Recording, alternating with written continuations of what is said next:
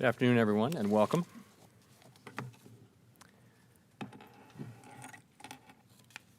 My colleagues at the Federal Reserve and I are dedicated to serving the American people. We do this by steadfastly pursuing the goals Congress has given us: maximum employment and stable prices. We are committed to making the best decisions we can based on facts and objective analysis. Today, we decided to lower interest rates. As I will explain shortly, we took this step to help keep the U.S. economy strong in the face of some notable developments and to provide insurance against ongoing risks. The U.S. economy has continued to perform well. We are into the 11th year of this economic expansion, and the baseline outlook remains favorable. The economy grew at a 2.5% pace in the first half of the year. Household spending, supported by a strong job market, rising incomes, and solid consumer confidence, has been the key driver of growth. In contrast, business investment and exports have weakened amid falling manufacturing output. The main reasons appear to be slower growth abroad and trade policy developments, two sources of uncertainty that we've been monitoring all year. Since the middle of last year, the global growth outlook has weakened, notably in Europe and China. Additionally, a number of geopolitical risks, including Brexit, remain unresolved. Trade policy tensions have waxed and waned, and elevated uncertainty is weighing on U.S. investment and exports. Our business contacts around the country have been telling us that uncertainty about trade policy has discouraged them from investing in their businesses. Business fixed investment posted a modest decline in the second quarter, and recent indicators point to continued softness. Even so, with household spending remaining on a solid footing and with supportive financial conditions, we expect the economy to continue to expand at a moderate rate. As seen from FOMC participants' most recent projections, the median expectation for real GDP growth remains near 2% this year and next, before edging down toward its estimated longer-run value. The job market remains strong. The unemployment rate has been near half-century lows for a year and a half, and job gains have remained solid in recent months. The pace of job gains has eased this year, but we had expected some slowing after last year's strong pace. Participation in the labor force by people in their prime working years has been increasing, and wages have been rising, particularly for lower-paying jobs. People who live and work in low- and middle-income communities tell us that many who have struggled to find work are now getting opportunities to add new and better chapters to their lives. This underscores for us the importance of sustaining the expansion so that the strong job market reaches more of those left behind. We expect the job market to remain strong. The median of participants' projections for the unemployment rate remains below 4% over the next several years. Inflation continues to run below our symmetric 2% objective. Over the 12 months through July, total PCE inflation was 1.4%, and core inflation, which excludes volatile food and energy prices, was 1.6%. We still expect inflation to rise to 2%. The median projection is 1.9% this year and 2% in 2021. However, inflation pressures clearly remain muted, and indicators of longer-term inflation expectations are at the lower end of their historical ranges. We're mindful that continued below-target inflation could lead to an unwelcome downward slide in longer-term inflation expectations. Overall, as we say in our post-meeting statement, we continue to see sustained expansion of economic activity, strong labor market conditions, and inflation near our symmetric 2% objective as most likely. While this has been our outlook for quite some time, our views about the path of interest rates that will best achieve these outcomes have changed significantly over the past year. As I mentioned, weakness in global growth and trade policy uncertainty have weighed on the economy and pose ongoing risks. These factors, in conjunction with muted inflation pressures, have led us to shift our views about appropriate monetary policy over time toward a lower path for the federal funds rate, and this shift has supported the outlook. Of course, this is the role of monetary policy, to adjust interest rates to maintain a strong labor market and keep inflation near our 2% objective.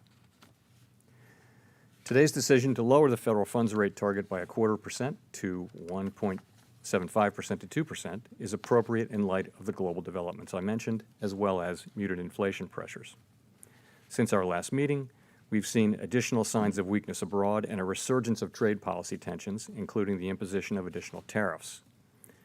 The Fed has no role in the formulation of trade policy, but we do take into account anything that could materially affect the economy relative to our employment and inflation goals. The future course of monetary policy will depend on how the economy evolves and what developments imply for the economic outlook and risks to the outlook. We've often said that policy is not on a preset course, and that is certainly the case today. As I've noted, the baseline economic outlook remains positive. The projections of appropriate policy show that participants generally anticipate only modest changes in the federal funds rate over the next couple of years. Of course, those views are merely forecasts, and as always, will evolve with the arrival of new information. Let me say a few words about our monetary policy operations. Funding pressures in money markets were elevated this week, and the effective federal funds rate rose above the top of its target range yesterday. While these issues are important for market functioning and market participants, they have no implications for the economy or the stance of monetary policy. This upward pressure emerged as funds flowed from the private sector to the Treasury to meet corporate tax payments and settle purchases of Treasury securities. To counter these pressures, we conducted overnight repurchase operations yesterday and again today. These temporary operations were effective in relieving funding pressures, and we expect the federal funds rate to move back into the target range. In addition, as we've done in the past, we made a technical adjustment to the interest rate paid on required and excess reserve balances, setting it 20 basis points below the top of the target range for the federal funds rate. In a related action, we also adjusted the rate on the overnight repurchase facility to 5 basis points below the bottom of the target range.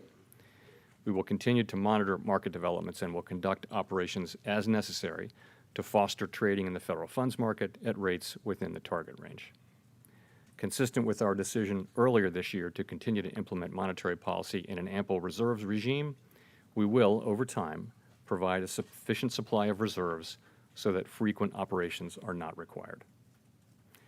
To summarize, we are fully committed to pursuing our goals of maximum employment and stable prices. As the committee contemplates the future path of the target range for the federal funds rate, it will continue to monitor the implications of incoming information for the economic outlook and will act as appropriate to sustain the expansion, with a strong labor market and inflation near its symmetric 2% objective. Thanks. I'll be happy to take your questions. Marty Krutzinger with the Associated Press. Mr. Chairman, when you cut rates in July, you characterized it as a mid-cycle adjustment. Is that still your view of what's happening? So, as you can see from our policy statement and from the SEP, we see a favorable economic outlook with continued moderate growth, a strong labor market, and inflation near our 2% objective. And by the way, that view is consistent with those of many other forecasters. As you can see, FOMC participants generally think that these positive economic outcomes will be achieved with modest adjustments to the federal funds rate. At the last press conference, I pointed to two episodes in, I guess, 1995 and 1998 as examples of such an approach which was successful in both of those instances. As our statement also highlights, though, there are risks to this positive outlook due particularly to weak global growth and trade developments. And if the economy does turn down, then a more extensive sequence of rate cuts could be appropriate. We don't see that. It's not what we expect. But we would certainly follow that path if it became appropriate. In other words, as we say in our statement, we will continue to monitor these developments closely and we'll act as appropriate to help ensure that the expansion remains on track.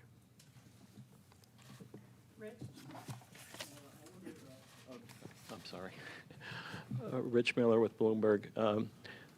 Taking the statement, your opening remarks, and the SEP, I'm just wondering what kind of message we should take from this. Does the FOMC, is it safe to say this FOMC still has an easing bias or not? So the idea of having a bias is something that was a long time practice, and we don't actually have that practice anymore. So I can't really adopt it right here, but nonetheless, I'll respond to your question. So We made one decision today, and that decision was to lower the federal funds rate by a 1/4 percentage point. We believe that action is appropriate to promote our objectives, of course. We're going to be highly data dependent. As always, our decisions are going to depend on the implications of incoming information for the outlook. And I would also say, as we often do, that we're not on a preset course. So that's how we're going to look at it. We're going to be carefully looking at economic data. Sometimes the path ahead is clear, and sometimes less so. So we're going to be looking carefully, meeting by meeting, at the full range of information, and we're going to assess the appropriate stance of policy as we go. And as I said, we will act as appropriate to sustain expansion. If I could just follow up, you've also said that the favorable outlook is predicated on financial conditions, and the financial conditions are in turn predicated on an outlook for Fed policy, and in this case, further cuts. Wouldn't that suggest that you should be inclined to, if you want those financial conditions and that favorable outlook to come about, you should be inclined to cut? Well, what we do going forward is very much going to depend, Rich, on the flow of data and information. We've seen, if you look at the things we're monitoring, particularly global growth and trade developments, global growth has continued to weaken. I think it's weakened since it's our last meeting. Trade developments have been up and down and then up, I guess, or back up perhaps over the course of this intermeeting period. In any case, they've been quite volatile. So we do see those risks as actually more heightened now. We're going to be watching that carefully. We're also going to be watching the U.S. data quite carefully, and we'll have to make an assessment as we go.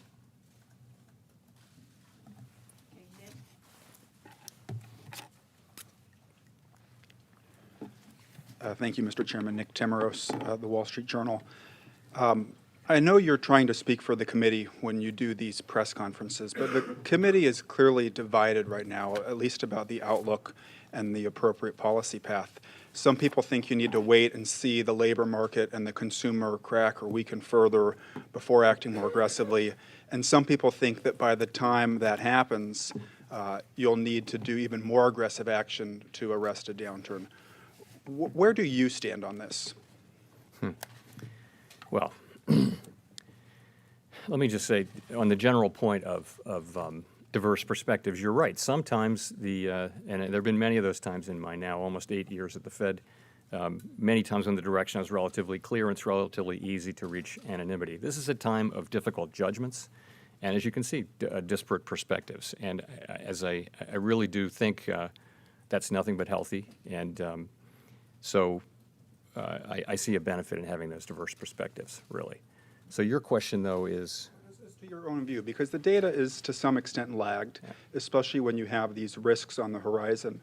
And the markets obviously think these risks could materialize more than what you and your colleagues are projecting in the dot plot today. So I wonder, where are your own views about the tension between risk management, which implies some degree of data independence, and this idea of being data dependent? Yeah, so I'll try to get at that this way. I think that the idea that if you see trouble approaching on the horizon, you steer away from it if you can, I think that's a good idea in principle. And I think history teaches us that it's better to be proactive in adjusting policy if you can. I think applying that principle in a particular situation is where the challenge comes. So I told you where the committee, the bulk of the committee is going meeting by meeting, and I think the main takeaway is that this is a committee that has shifted its policy stance repeatedly, consistently through the course of the year to support economic activity as it has felt that it's appropriate. At the beginning of the year, we were looking at further rate increases, then we were patient, and then we cut once, then we cut again. And I think you've seen us being willing to move based on data, based on the evolving risk picture. And I have no reason to think that will change. I think, but it will continue to be data dependent, and data includes the evolving risk picture. That's where I am, and that's where I think the bulk of the committee is. Steve? Chairman, I wonder if you're, sorry. Steve Leisman, CNBC. I've only done this a lot of times. I wonder if you're concerned about how the Federal Reserve operated through the recent liquidity crunch in markets. We talked to many traders who said The tax date payment was known well in advance. There were several reports of people pointing to September as a potential crunch time. You closed Monday at the top end of the Fed funds rate. Tuesday came along and there wasn't an operation until 9 o'clock and no announcement until of a second operation till 4 o'clock in the afternoon. Was the Fed listening to markets well ahead of time, going back a year when there were blowouts in the overnight rate at year end and the turn of the year? Are you concerned about how, for example, the New York Fed operated through this? You know, so I would say I doubt that anyone is closer to and has more invested in carefully following the behavior of these markets. So of course we were well aware of the tax payments and also of the settlement of the large bond purchases, and we were very much waiting for that. But we didn't expect the response to that was stronger than we expected. And by the way, our sense is that it surprised market participants a lot too. People were writing about this and publishing stories about it weeks ago. It wasn't a surprise, but it was a stronger response certainly than we expected. So no, I'm not concerned about that. To answer your question, I can go on a little bit about how we're looking at that. Why don't I do that? So, as I mentioned, we don't see this as having any implications for the broader economy or for the economic outlook, nor for our ability to control rates. The strains in the money markets reflect forces that we saw coming, and they just had a bigger effect than I think most folks anticipated. Strong demand for cash to purchase treasuries and pay corporate taxes. We took appropriate actions to address those pressures, to keep the Fed funds rate within the target range, and those measures were successful. If we experience another episode of pressures in money markets, we have the tools to address those pressures. We will not hesitate to use them. And since we're talking about this, let me take a step back and say this. Earlier in the year, as you will all recall, after careful study over a period of years, actually, the committee announced the decision to implement monetary policy in an ample reserves regime. And we've been operating in that regime for a full decade. We think it works well to implement our rate decisions. The main hallmark of that regime is that we use adjustments in our administered rates, the IOER and RRP rates, to keep the Fed fund rates in the target range. It's designed specifically so that we do not expect to be conducting frequent open market operations for that purpose. So going forward, we're going to be very closely monitoring market developments and assessing their implications for the appropriate level of reserves. And we're going to be assessing, the question of when it will be appropriate to resume the organic growth of our balance sheet. And I'm sure we'll be revisiting that question during this intermeeting period and certainly at our next meeting. Just follow up very quickly. Do you think you've underestimated the amount of reserves necessary for the banking system? So we've always said that that the level is uncertain, right? And that's something we've tried to be very clear about. And as you know, we've invested lots of time talking to many of the large holders of reserves to assess what they say is their demand for reserves. We tried to assess what that is. We tried to combine all that together. We put it out so the public can react to it. But yes, there's real uncertainty, and it is certainly possible that we will need to resume the organic growth of the balance sheet earlier than we thought. That's always been a possibility, and it certainly is now. Again, we'll be looking at this carefully in coming days and taking it up at the next meeting. Brendan? And then Howard. Brendan Greeley with the Financial Times. Earlier this year, or actually in September, the Governor's Board put out a research paper trying to quantify trade uncertainty. And it suggested that it could drag through the business investment channel on growth as much as a percentage point over the course of the next year. How much confidence do you have in the Fed's ability to estimate the real effects of trade uncertainty? And if you have confidence in that paper, it would seem to suggest a sort of a more aggressively dovish path than the one that you've chosen. Yeah, so I think to provide a little context, Fed economists do research all the time. It's generally of very high quality. It's their research. It's not an official finding of the Federal Reserve Board or the Federal Reserve System. It's just, by the way, they put it out for public review that you can see their econometrics. You can see all of it. Their whole work is exposed to critique by the whole profession. So it's a great tradition that we have. And what this particular piece of work did is it went after measuring trade policy uncertainty through a couple of channels, including concerning tariffs, also concerning the threat of more tariffs, and it looked deeply at the data to try to assess the effects on output. And while I would say, directly answering your question, there's real uncertainty around these effects. It's a $22 trillion economy. To try to isolate the effects of certain things is very challenging, but we do the best we can. So, and this piece of research found significant effects, and that's frankly consistent with a number of other research projects that economists have undertaken. It's also consistent with what we've been hearing in the Beige Book.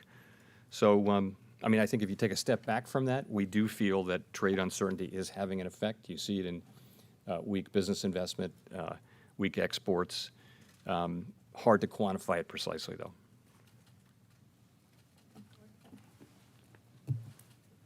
Hi, Howard Schneider with Reuters. I was struck by the sort of anchored median federal funds rate here through 2020.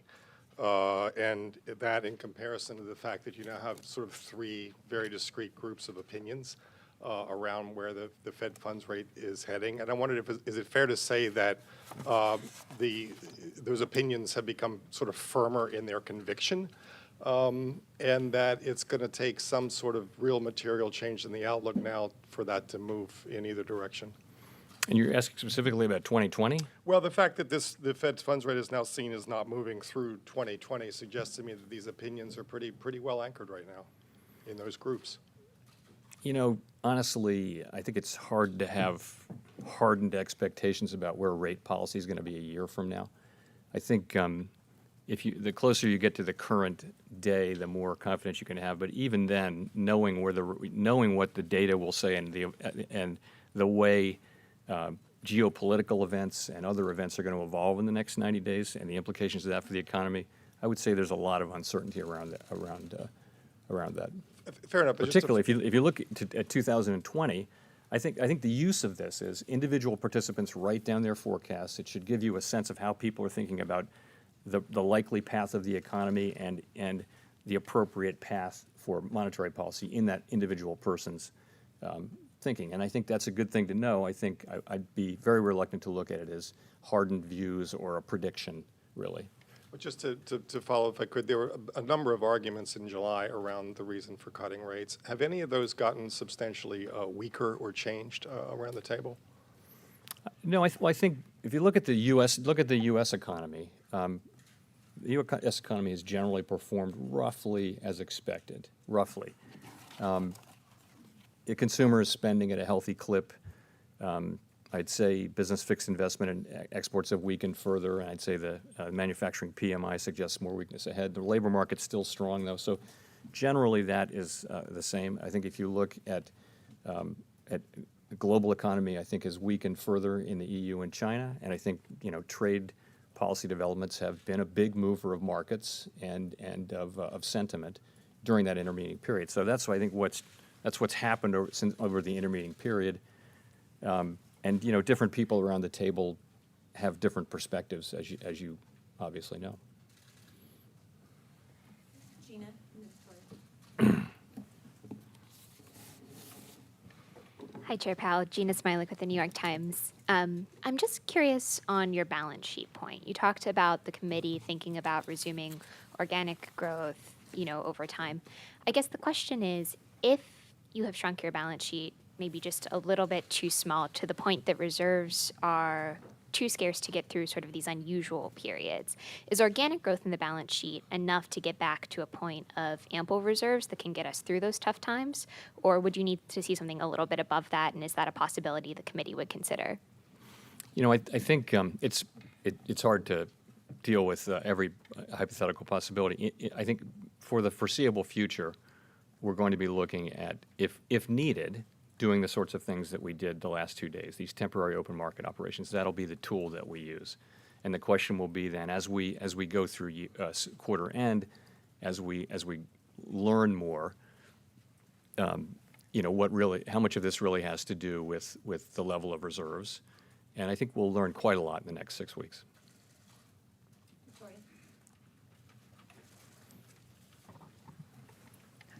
Victoria Guida with Politico. Another money market question. Banks have been pointing to liquidity rules as having contributed to some of the volatility we've seen in repo markets, and potentially some capital rules as well. Are you all looking at whether, some tweaks to the liquidity coverage ratio might help? And also, what is the status of the net stable funding ratio rule? Are you all still planning on putting that out soon? So I think if we concluded that we needed to raise the level of required reserves for banks to meet the LCR, we'd probably raise the level of reserves rather than lower the LCR. I mean, it's not impossible that we would come to a view that the LCR is calibrated too high, but that's not something that we think right now. On the other hand, it might be that more reserves are needed, in which case we are in a position to supply them. In terms of the net stable funding ratio, I believe we put it out for comment and got comments, and I believe we're looking at finalizing that in the relatively near future. Just to follow up, I mean, in terms of tweaks to the LCR, I mean, there's also been some talk about potentially giving banks some room in times of stress to maybe dip into their liquidity buffers. And I think we want banks to use their liquidity buffers in times of stress rather than pull back from the markets and pull back from serving their clients as a general rule. Edward, and then Heather. So about a month ago, Edward Lawrence from Fox Business Network. Thank you, Mr. Chairman. About a month ago or so, you said that there's no precedent to integrate trade uncertainty into monetary policy. In the last few weeks, have you figured out how to incorporate trade uncertainty and this level of trade uncertainty into monetary policy going forward? And you've talked about uncertainty many times today. So my point really was that, to start, that trade policy is not the business of the Fed, it's the business of Congress and the administration. But so why are we talking about it? We're talking about it because anything that affects the achievement of our goals can in principle be something that monetary policy should take into consideration. And our discussions and the research we have suggests that trade policy is something that's weighing on the outlook. So I pointed out in recent remarks that the thing we can't address really is what businesses would like, which is a settled roadmap for international trade. We can't do that. We don't have that tool. But we do have a very powerful tool which can counteract weakness to some extent by supporting demand through sound monetary policy. And we think our policy tools support economic activity through fairly well understood channels by reducing interest burden and encouraging consumer purchase of durables, of homes, and other interest-sensitive items, by creating broadly more accommodative financial conditions, which support spending and also investment by businesses, and also by boosting household and business confidence. So, I don't want to be heard to say that our tools don't have an effect. They do. But I was making the point that there is a piece of this that we really can't address. So have you figured out how to navigate it? Well, I think, yeah. I mean, it's a challenge. There's no simple bottom line answer where I can say, yes, I've got it for you here. But what it amounts to is this. What you see is probably the kind of volatility that's typical of an important, complex, ongoing negotiation. And I think what we need to do is to try to look through the volatility and react to the underlying forces, the underlying things that are happening that are relevant to our mandate. We have nothing to do with setting trade policy or negotiating trade agreements. We're supposed to be reacting on behalf of the American economy to support maximum employment and stable prices. So we need to look through what's a pretty volatile situation. So that means not overreacting quickly. It means not underreacting too. So that's really what we're trying to do. And, I would say the outlook is positive in the face of these crosswinds we've felt. And so to some extent, I do believe that our shifting to a more accommodative stance over the course of the year has been one of the reasons why the outlook has remained favorable. Okay, Mike?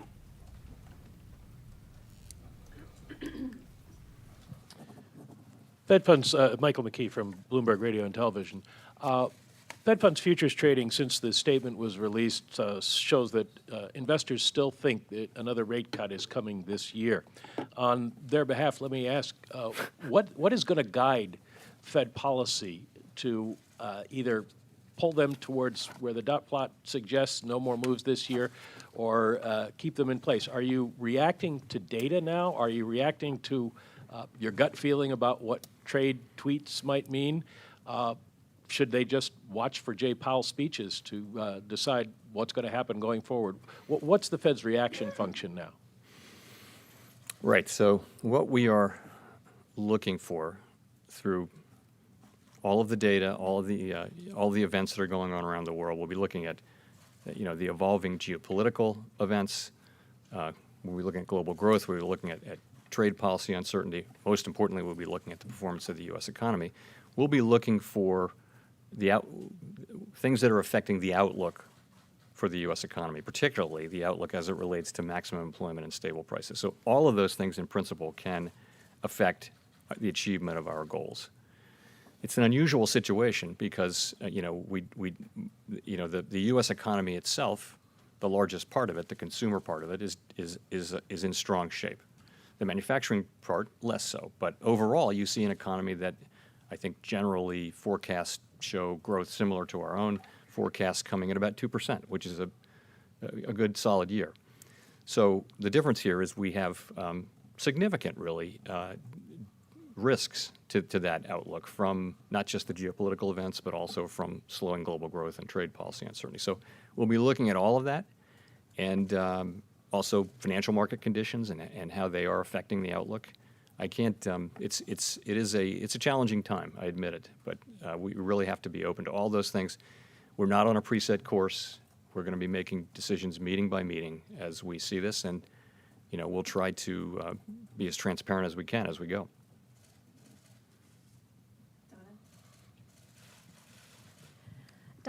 Hi, Chairman Powell. Donna Borak with CNN.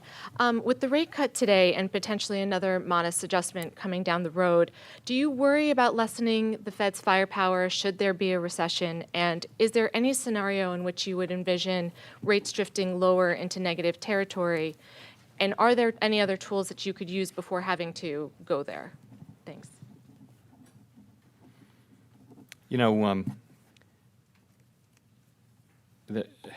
In terms of firepower, I think the general principle, as I mentioned earlier, is it can be a mistake to try to hold on to your firepower until a downturn gains momentum, and then there's a fair amount of research that would show that that's the case. Now, I think that principle needs to be applied carefully to the situation at hand.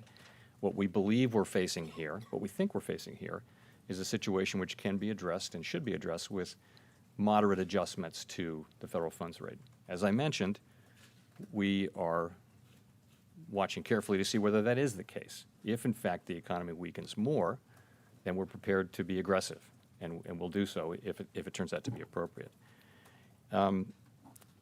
You mentioned negative interest rates. So negative interest rates is something that we looked at during the financial crisis and chose not to do. We chose to, after we got to the effective lower bound, we chose to do a lot of aggressive forward guidance and also large-scale asset purchases. And those were the two unconventional monetary policy tools that we used extensively. We feel that they worked fairly well. We did not use negative rates. And I think if we were to find ourselves at some future date, again at the effective lower bound, again, not something we are expecting, then I think we would look at using large-scale asset purchases and forward guidance. I do not think we'd be looking at using negative rates. I just don't think those will be at the top of our list. By the way, we are in the middle of a monetary policy review where we're looking through all of these questions about the longer-run framework, the strategy, tools, and communications, and we expect that to be completed sometime around the middle of next year.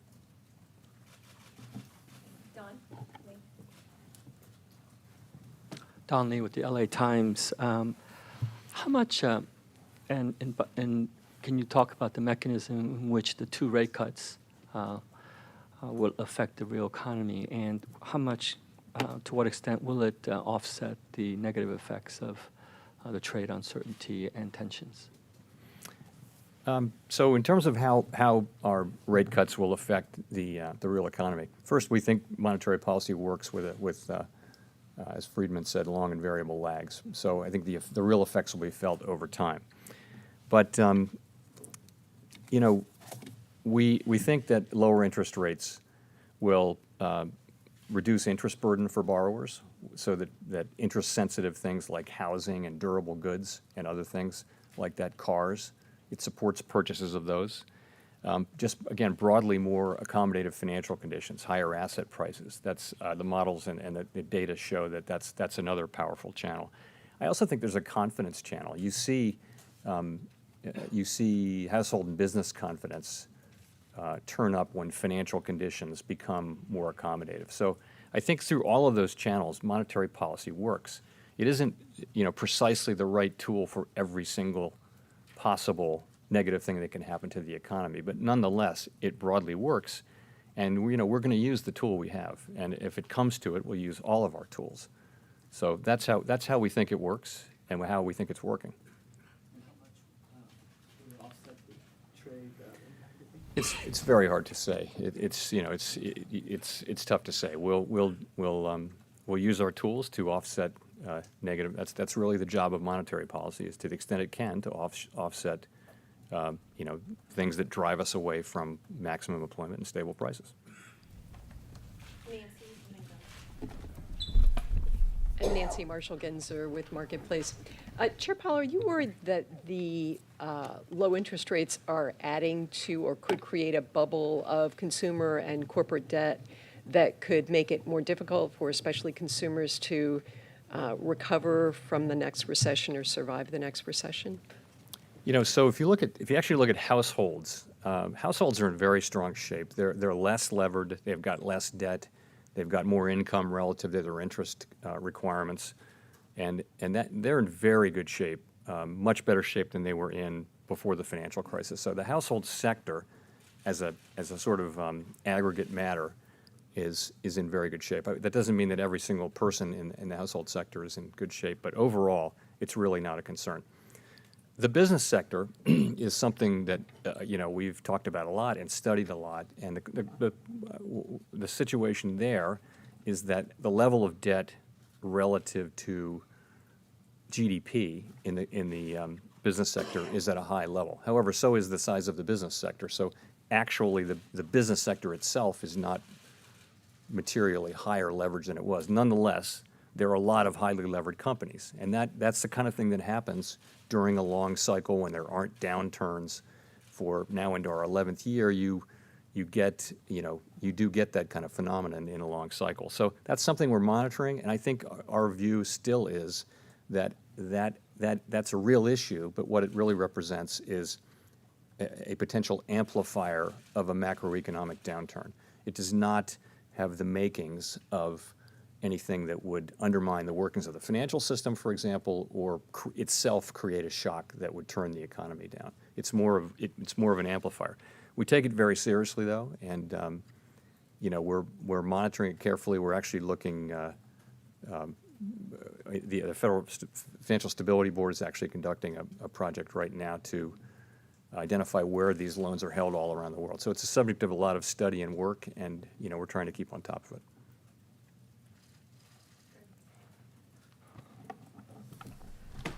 Thank you, Chairman Powell. Greg Grob from MarketWatch. I'm kind of hearing two things from you. You're saying that the economy is doing well, but there's this sense with people that the economy is actually starting to slow now, and people are more and more. There's talk about recession. And even the Fed thinks the downside risks are rising.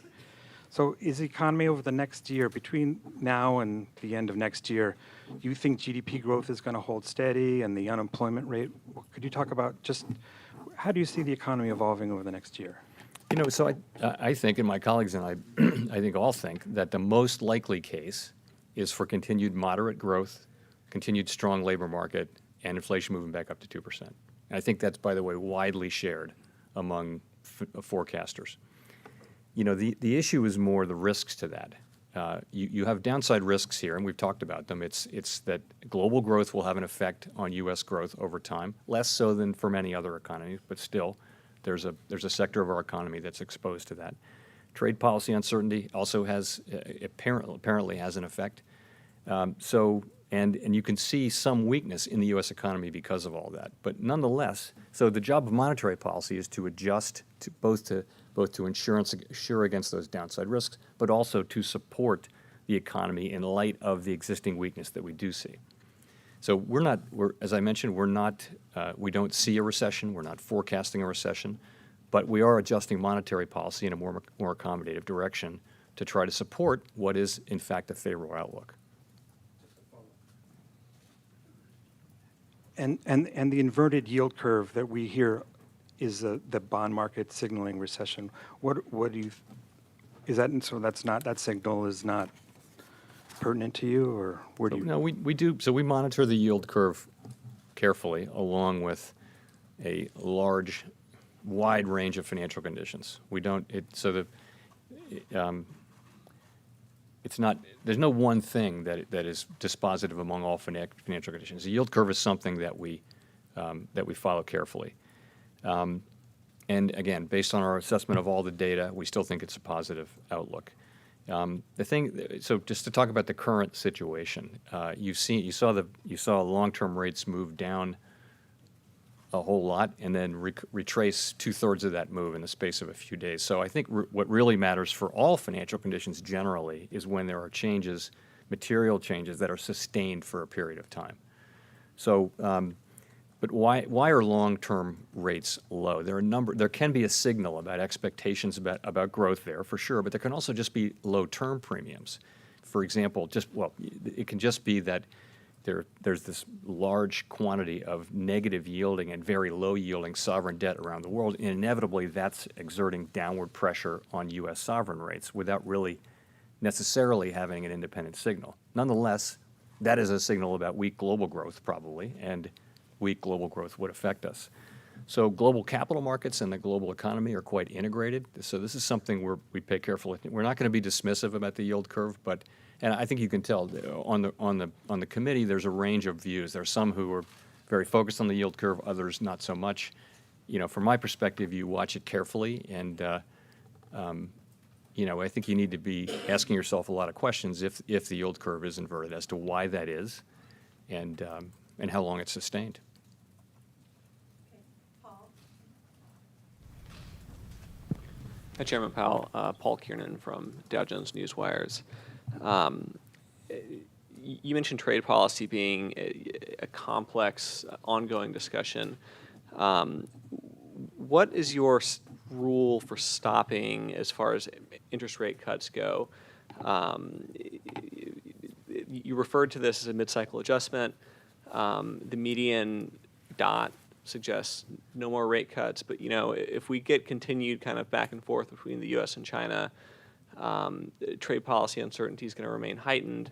So, under what circumstances would you say, I think we've cut enough, we stop now? And secondly, as leader of this institution, have you felt a need to take any steps to boost employee morale at a time when the president is constantly criticizing the Fed? Thanks. I'd love to be able to articulate a simple, straightforward stopping rule, but it's really just going to be when we think we've done enough. And our eyes are open. We're watching the situation. We've cut rates twice. We've moved really through the course of this year, as I discussed. And, we see ourselves as taking actions to sustain the expansion and thereby achieve our goals. And if you look at sort of things that are happening in the economy, I personally see a high value in sustaining the expansion because we really are reaching, this positive economy is reaching communities that haven't been reached in a long time. There'd be great benefit in having that last as long as possible, that's all. So I don't have a specific stopping rule for you, but I think we're watching carefully, and there will come a time, I suspect, when we think we've done enough. But there may also come a time when the economy worsens, and we would then have to cut more aggressively. We don't know. We're going to be watching things carefully, the incoming data and the evolving situation, and that's what's going to guide us on that path. In terms of the morale of the institution, I would say it's very high. We're very unified. We feel like we're doing the best job we can serving the American people. Okay,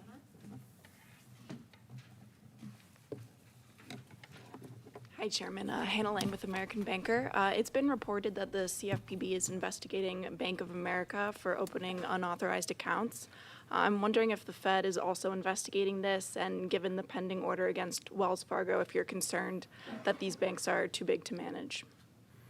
You know, so I saw the headline like this morning during all of the preparation and everything, and this morning's meeting. I really don't have anything for you on that. I will say about Wells Fargo that, you know, there were quite wide breakdowns in risk management, which resulted in, you know, mistreatment of consumers that we know was quite harmful to the consumers and to the image of the institution. I have no idea whether that's what happened at Bank of America. I really don't know standing here today. Steve? Steve Beckner? Yeah. Steve Beckner, filing for NPR, freelance.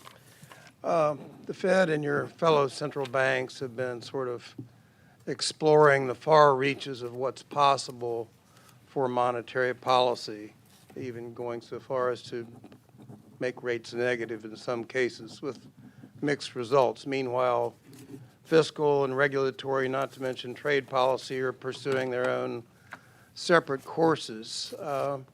As you and your colleagues do this monetary policy framework review, do you ever consider the limitations of monetary policy? Should you be more explicit about what monetary policy can and cannot do in this environment? You know, we try to be clear about that, but really I think our job is to use our tools as best we can to achieve, you know, to do the jobs that Congress has assigned us, which is achieve maximum employment and stable prices. That's our real job. In terms of giving the fiscal authorities, who, by the way, are the ones who created us, advice about how to do their job, you know, we keep that at a high level, I think. And at a high level, yes, I would say, and I've said before, that it's really fiscal policy that is more powerful and that has much more to do with fiscal policy can do those things that will increase the longer run growth rate of the United States by improving productivity and labor force participation and the skills and aptitudes of workers. All of that comes from the private sector, but also from more of the kinds of things that can be done with fiscal policy. Over the long run, we can't really affect the growth rate of the United States. The potential growth rate of the United States is not a function of monetary policy. It's a function of other things. So I try to be clear about that. And but ultimately, fiscal authorities will do what they deem appropriate. Okay, Samira, BBC. Samira Hussein, BBC News. Mr. Trump has been a very vocal critic of you and your colleagues, recently calling you boneheads, and just now has called you a terrible communicator. How do you respond to these criticisms and any regrets to have this many press conferences? I don't. I'm not going to change my practice here today of not responding to comments or addressing comments made by elected officials.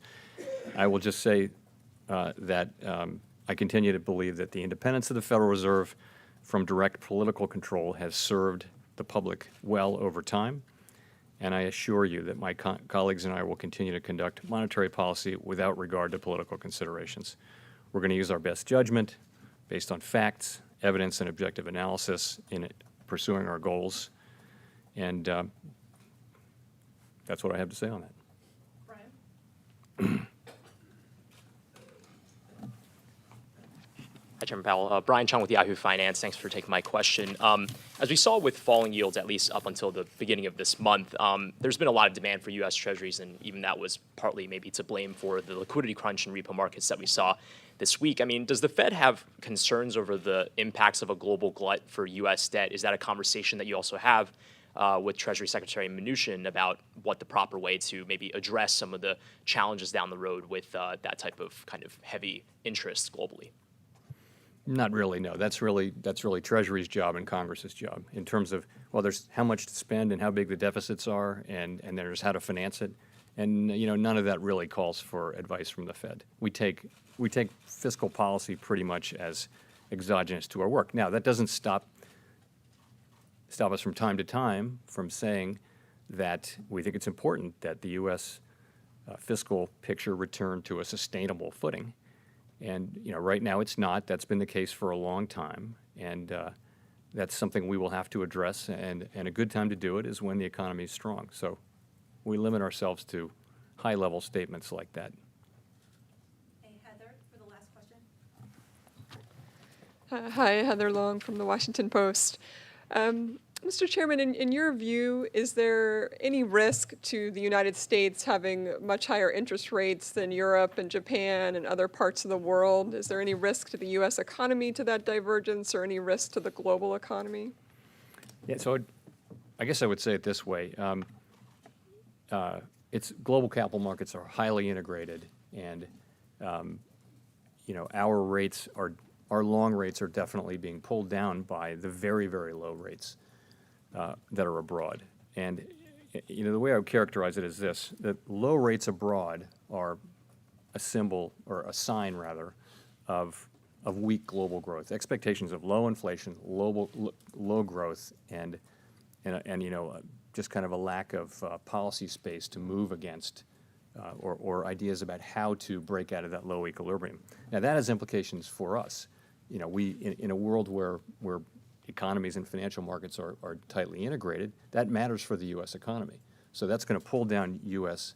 rates, and U.S. financial conditions can tighten because of that. And so I think we put all of that goes into our thinking and into our models. We do understand how the international sector interfaces with the U.S. economy. We take that into account in setting our interest rate policy. Thank you very much.